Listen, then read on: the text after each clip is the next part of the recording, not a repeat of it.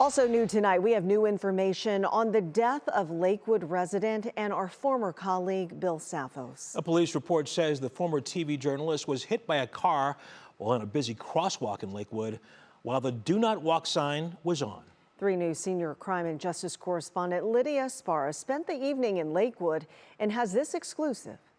The dangers of the intersection where Bill Safos was killed were discussed repeatedly. One by one, we know there is a problem with this intersection. Residents took to the mic at Lakewood City Council for one of their own. I'm not coming up here because I like speaking in front of people. I'm coming up here because I'm sincerely worried that more people will die. Bill Safos. One of our neighbors, Bill Safos, was struck and killed while walking across the street in the most walkable city in Ohio. According to a Lakewood police report, Safos was walking at the intersection of Madison and Hilliard. The report says he entered the crosswalk and began walking southwest. Police say Safos was crossing with the do not walk sign on. The driver of a Mercedes, according to investigators, had a green light and hit Safos. The report says he was carried on the front hood of the car and ended here on Orchard, 200 feet away.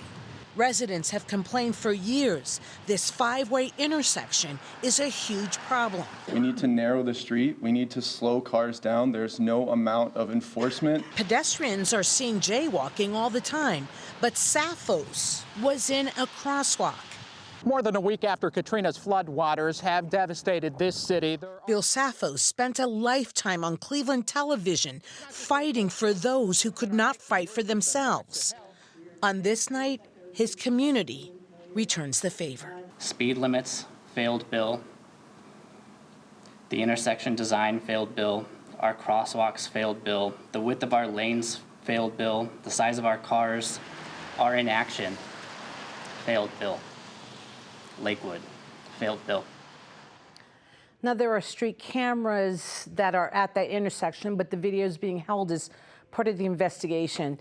The police report says the driver was driving 47 miles an hour in a 25 mile an hour zone.